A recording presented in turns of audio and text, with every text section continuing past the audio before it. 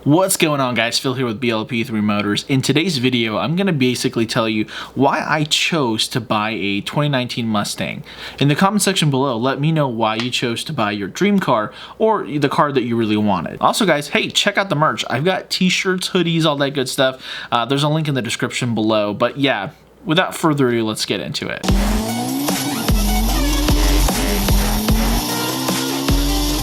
So, a lot of you guys know I have a huge love for Dodge. I have a Ram 1500, but I love a Hellcat. I love the Scat Packs and whatnot. So, for some of you guys, it's a little strange to see me in a Mustang. Now, some of you have been watching the videos and you know a little bit of that story that I went into when I was in high school. In that story, when I graduated high school, the present that I was wanting to get my first official car, because believe it or not, I wasn't driving in high school, and so I ended up driving just a little after, but I wanted a Mustang, and it was when the new 2005 Mustangs came out. They just changed the body style, and I just literally fell in love with the Mustang right then and there, and I was like, I gotta have that. And I remember just bugging my dad. I'm like, Dad, this is the car that I want. And I was a little bit of a spoiled kid for half my life at that point, and I was really privileged, really fortunate. I had, two parents who worked great jobs, and they took care of us financially, and so they had a little bit of money to throw around here and there. We lived in California, and I was like, I got to get this 2005 Mustang GT. Well, long story short, I didn't get it, and I was devastated. And so, in the back of my mind, I've always wanted a Mustang since that day. Now, over the years, the Mustangs have kind of looked weird in some of the years, but most recently they look so cool the last couple years. And when the 5.0s came out, it really piqued my interest. And the third gen Coyote engine, I've heard so many good things about it. Now, one of the big things that I was really wanting was I was actually really wanting a manual transmission. I've not had a manual transmission car on the channel, and I really feel like everyone around my area, and just if you didn't drive a manual transmission, you really didn't drive a car. And so in my mind, I was dead set, I got to have a manual transmission. No matter what car it is, we got to get that. So when I decided that I wanted the Mustang, I was talking to my brother-in-law Isaiah, and I was like, dude, I think I'm gonna pull the trigger on a Mustang. So I was pricing Mustangs with the manual transmission, with a GT performance package. I was wanting red seats so bad. I didn't get the red seats. You guys know that. I have to live with that. Maybe on the next one. I gotta have red seats, but you gotta start somewhere, and the deal was so good. Seth hooked me up, and but there's just a little piece of me where I really wanted the red seats.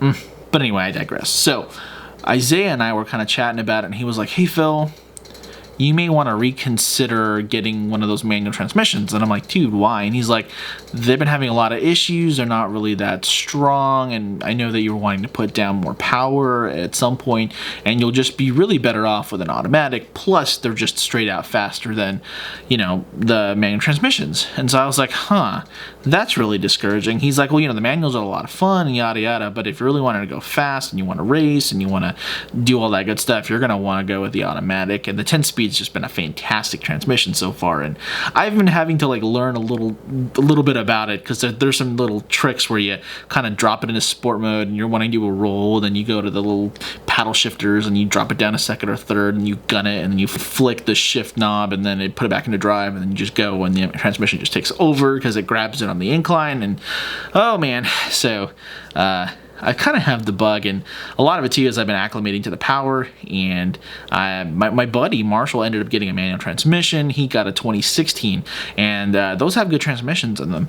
And I honestly got a little jealous today. We were kind of whipping it around. I actually tried to shoot a video, but it didn't end up working well. The wind was just too much, and all the audio got scrapped, so we're scrapping that video. But guys, there's just something magical about a manual transmission. So kind of coming back, I was in between three cars, really. There was a Hellcat that I really wanted to buy.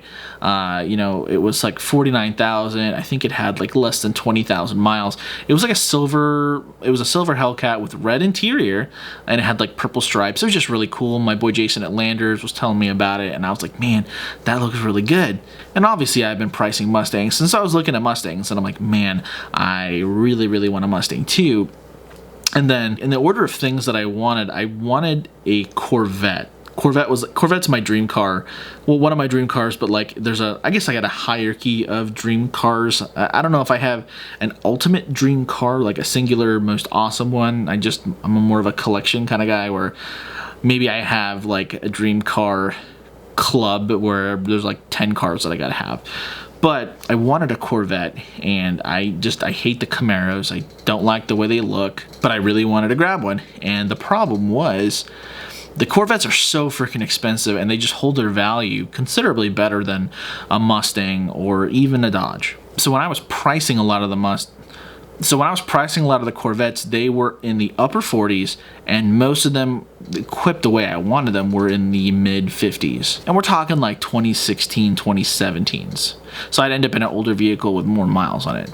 And I have been a little more reserved on purchasing a car with high mileage that's a sports car, because, I mean, dude, you know those miles are fun miles that someone put on, and so you don't know if someone's just beating the snot out of an engine. And I'm not super tech savvy. Obviously, you guys know I'm not a wrench guy, and I'm really stupid with a bunch of car stuff. I'm just a car enthusiast who's learning a lot of stuff, and I just didn't want a problem that I have to go and get fixed and do this and break something and get fixed. Kind of just needed something that was going to be reliable right off the bat. We can have a little fun, and there's a little bit of a learning curve. So the Corvettes were kind of getting nixed out because, I mean, they were getting into a price point that I couldn't afford. So it really ended up being that Hellcat and then the Mustang, and then I was looking at deals, and I was like, man, when should I buy?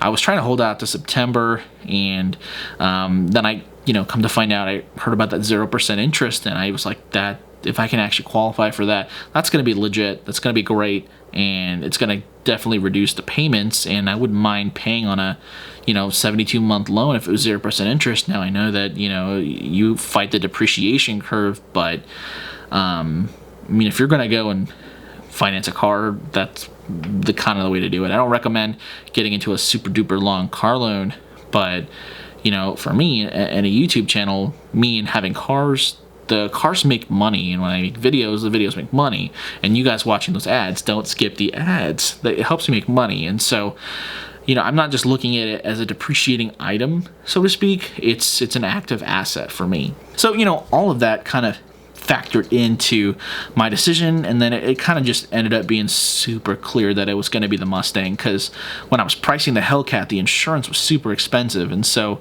when I qualified for things, it was like in a mid 4 point something percent, and so when you add that in, I was looking at in the $800 range on the payments, and it just was like, ugh, that was too much. I couldn't afford that.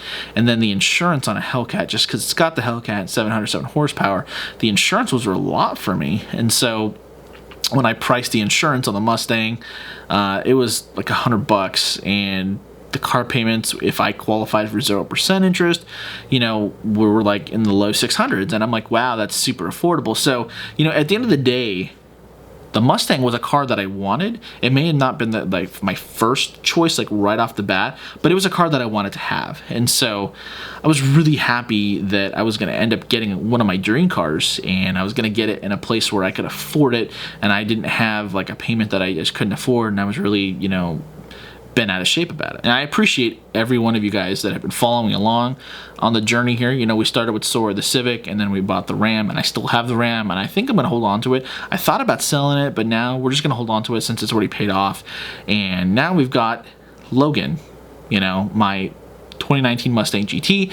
I've got a lot of plans for this Mustang. I'm talking a ton of mods, and so if I mod it to the point where it is so unique, I just will not have another one like it. I'm going to hold on to this Mustang and keep it, and it'll be just, in my collection, and I may pick up a different Mustang or pick up something else. I plan on having multiple cars on the channel, because I'm a car guy, car nut. I have to park those nice things and drive them and do things, but I'm driving the snot out of this car, and we're coming up time to doing the oil change, and I'm going to walk you guys through a video on that. But guys, I appreciate you guys watching. I appreciate you guys liking and commenting and, sharing the videos, running the playlists and watching them, and just interacting on my Facebook, on my Instagram, on my Twitter, on my Snapchat. I just appreciate all you guys and all your support. And I'm really excited about the future and what we can do in this channel together, and turning this hobby into, a business and a dream, and being able to do this for a living. And I'm really pushing towards that, and so I need your help. You know, just watching the video, sharing the videos on your Facebook walls and different things like that. But this one's a little different, guys. This video is a little different. I'm chatting with you guys. There's not a lot of road noise, and the wind has been such a hard thing, especially going out to dealerships and things like that. I have a dead cat sitting in front of me, and I've got the fan above me, so I'm actually not sure if the dead cat's like blocking out a lot of the fan noise. Sometimes you get a little click or whatnot, but the wind has been really, really tough, and I'm actually saving right now for a new camera, G7X Mark III, so I can get more of the vlog stuff. Right now we're using a Canon 70D with a pretty good lens. This is a wide-angle lens, and it's a little heavier and it's really bulky, and so I'm trying to fine-tune the video qualities and fine-tune things for you guys. And right now the biggest detriment is audio, and I'm trying to work on that. So I appreciate you guys and all like the wind noise and how things sound loud and whatnot, but that you guys are bearing with me. But I really want to engage with you guys in the comment section below, and I just, you know, even on Facebook and whatnot, I just really like talking to you guys, and growing our relationship together is really important for me,